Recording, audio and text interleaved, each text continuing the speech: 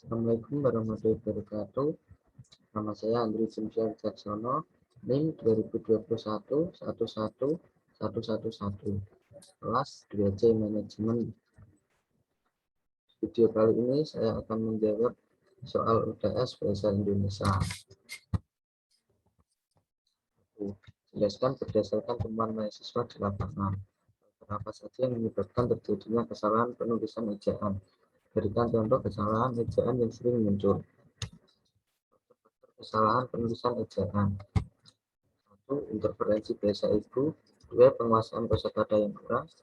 3. Kurangnya minat baca siswa. 4. Kurang teliti dalam menulis. Contoh kesalahan ejaan: berspasi gejolak menjadi bergejolak kecil semua. Mempermain spasikan menjadi mempermainkan kecil semua. Di spasi kelola menjadi dikelola. Ya, bagaimana langkah membedakan kutipan langsung dan kutipan tidak langsung dalam proses pengutipan? Jelaskan dan berikan contohnya. Perbedaan kutipan langsung dan tidak langsung. Biasanya kutipan langsung mencantumkan sumber penulis di awal kalimat dan disertakan tahun terbit beserta halaman sumbernya. Sementara itu kutipan tidak langsung mencantumkan sumber penulis di akhir kalimat kutipan. Contoh kutipan langsung.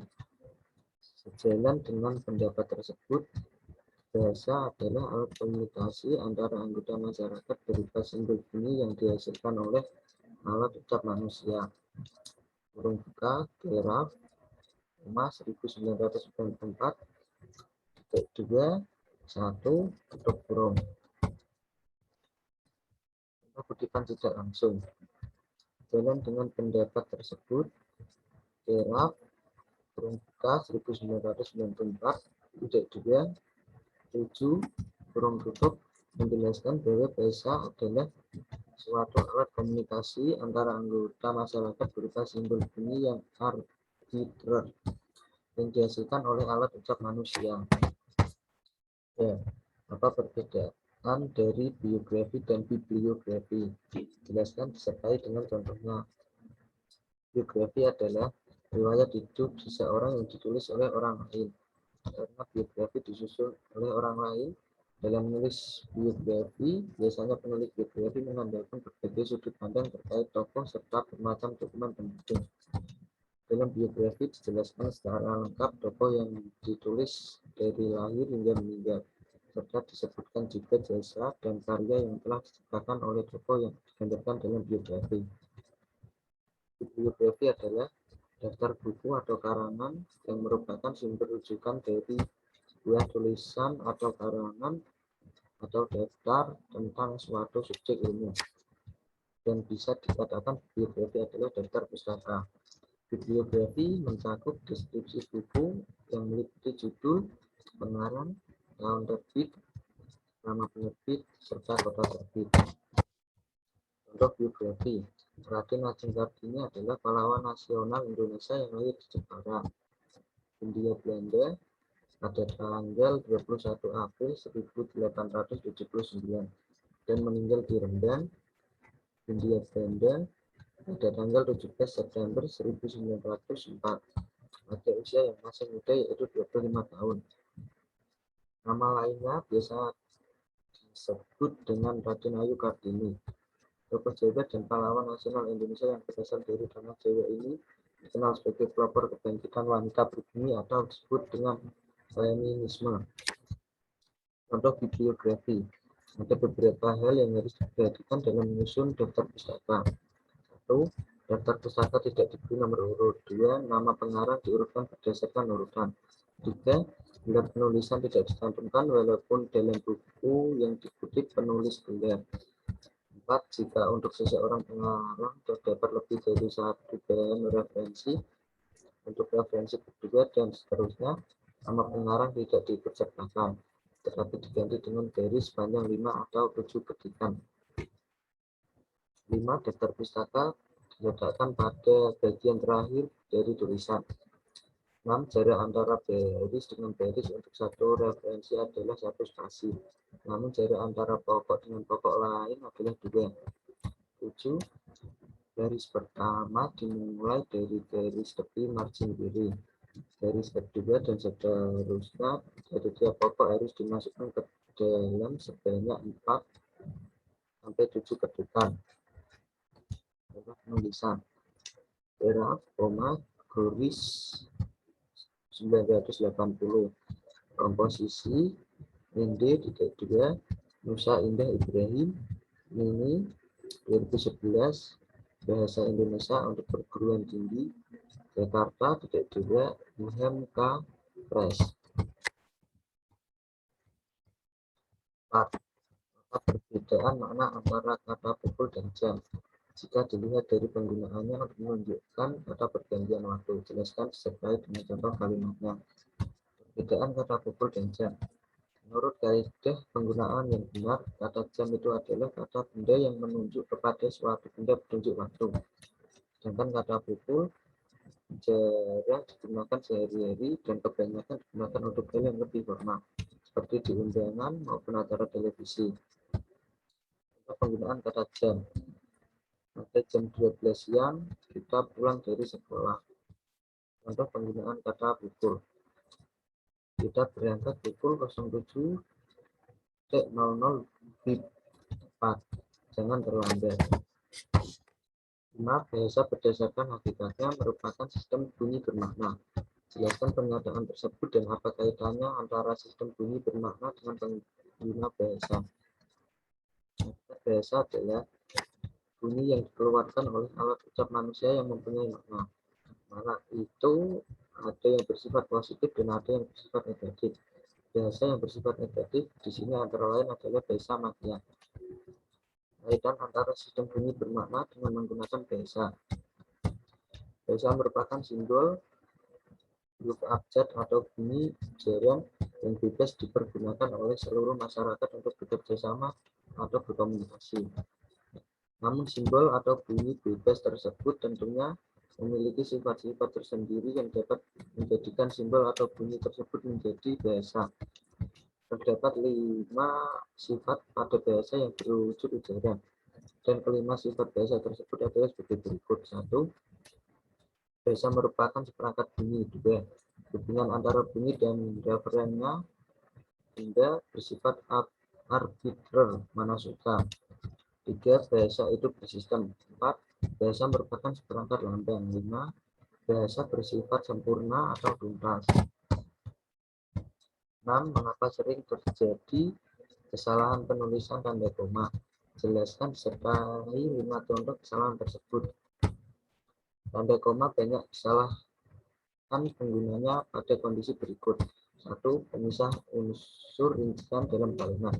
Pada rincian terakhir yang biasanya diikuti kata hubung, sebelumnya tetap diberi tanda koma. 2. Pemisah antara anak kalimat yang mendahului induk kalimat. Hal ini tidak berlaku bila induk kalimat yang mendahului anak kalimat. 3. Penggunaan mengikuti kata hubung. Tanda koma terletak sebelum kata hubung yang terletak di tengah kalimat dan setelah kata hubung yang terletak di akhir kalimat. Contoh kesalahan tanda koma. Barang-barang yang wajib dibawa saat ujian adalah alat tulis, papan kertas, dan kartu ujian. Salah. Barang-barang yang wajib dibawa saat ujian adalah alat tulis, papan kertas, dan kartu ujian. Benar. Saya sangat pandai berbicara dalam sebuah organisasi tetapi sangat pendiam ketika berada di rumah. Salah.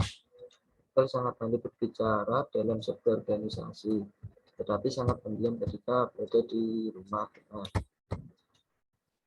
Adik tidak mau sekolah lagi karena diejek oleh teman-temannya. Salah. Karena diejek oleh teman-temannya, adik tidak mau sekolah lagi. Benar. Ibu berbelanja keperluan memasak seperti garam, gula, kecap, dan minyak goreng. Salah. Ibu berbelanja keperluan memasak seperti garam, gula, kecap, dan minyak goreng. Nah, dia sangat pandai bergaul di luar, tetapi sangat diam jika di dalam rumah. Salah. Dia sangat pandai bergaul di luar, tetapi sangat diam jika di dalam rumah. Nah, 7. Apa perbedaan dari makna dari tanda titik dua dengan tanda titik koma? Jelaskan disertai dua contoh penggunaan tanda tersebut yang benar. Perbedaan dari makna dari tanda titik dua dengan tanda titik koma. Perbedaan penggunaan titik dua dan titik koma secara garis besar. Perbedaan keduanya dapat ditengarai melalui kata sebelum dan sesudahnya. Bila memuat perincian, maka kita menggunakan titik koma. Sementara untuk titik dua penggunaannya lebih beragam. Tanda titik dua. Tanda titik dua digunakan pada akhir dari sebuah pernyataan lengkap. Contohnya, kita membeli buah titik dua, apel, pisang, salak, dan durian. Hanya ada dua pilihan bagi para pejuang kemerdekaan, titik dua, hidup atau mati. Tanda titik koma. Tanda titik koma digunakan sebagai pengganti kata penghubung atau untuk pemisah kalimat setara yang satu dari kalimat setara yang lain. Dalam kalimat majmuk, contohnya, Heri sudah pagi, titik koma, bertugas pergi ke pasar. Saya menyelesaikan pekerjaan, titik koma, ibu menulis makalah, titik koma, adik membaca cerita pendek. Akan jelaskan mengapa sering terjadi kesalahan penulisan huruf miring. Berikan contoh kesalahan tersebut disertai dengan pembenarannya. Untuk kesalahan penulisan huruf miring. Kesalahan penulisan huruf miring tidak serta-merta karena kurangnya pemahaman mengenai ejaan dalam bahasa Indonesia. Akan tetapi bisa jadi karena kurang teliti dalam penulisannya. Bisa jadi seorang penulis kurang fokus atau konsentrasi dalam penulisan tersebut. Contoh, analisis stylistika dalam kumpulan puisi buku latihan tidur karya Joko Pinurbo. Salah. Analisis stylistika dalam kumpulan puisi buku latihan tidur karya Joko Pinurbo. Benar.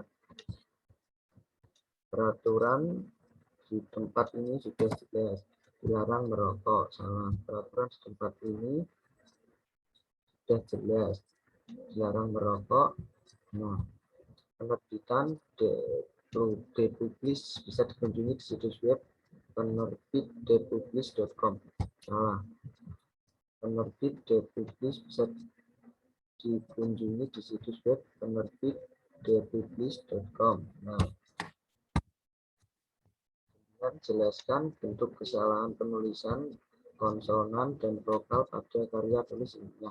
Berikan contoh kesalahan tersebut disertai dengan pembenarannya. Kesalahan pemakaian huruf konsonan vokal. Di Kabupaten Pemalang selain ditemukan kesalahan berbahasa Jawa pada pemakaian huruf vokal, juga terdapat beberapa kosakata yang salah dalam pemakaian huruf konsonan.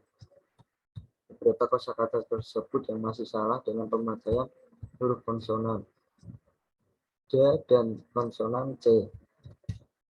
Ada nama pertokoan di Kabupaten Pemalang adalah sebagai berikut. Contoh, Pot 1 Podomoro seharusnya 1A pada Mara. Data 3 pemakaian frasa yang bercetak tebal pada contoh nomor 1 juga masih salah karena terdapat kesalahan pemakaian huruf vokal, yaitu terlihat dari penulisan frasa Podomoro. Karena penulisan tersebut menggunakan fonem konsonan D. Frasa tersebut menjadi benar sesuai dengan ejaan bahasa Jawa yang disempurnakan. Apabila pada konsonan D tersebut diganti dengan fonem konsonan D, maka frasa Podomoro seharusnya ditulis dengan pada Mara atau berdatangan. Selain contoh kesalahan pemakaian konsonan D, juga terdapat kesalahan pemakaian konsonan D, seperti pada penulisan berikut. 1. Ibu Cipto seharusnya 1 Ibu Cipta. Data 17 pemakaian frasa Ibu Cipto pada nomor 1 salah karena yang dimaksud kata Ibu Cipto harus dalam kalimat tersebut adalah kata Ibu Cipto, karena pada frasa tersebut menggunakan ejaan lama. Kata tersebut menjadi benar sesuai dengan ejaan bahasa Jawa yang disempurnakan jika kata tersebut ditulis menjadi Ibu Cika. Yang dari saya, mohon maaf bila ada kesalahan. Terima kasih. Wassalamualaikum warahmatullahi wabarakatuh.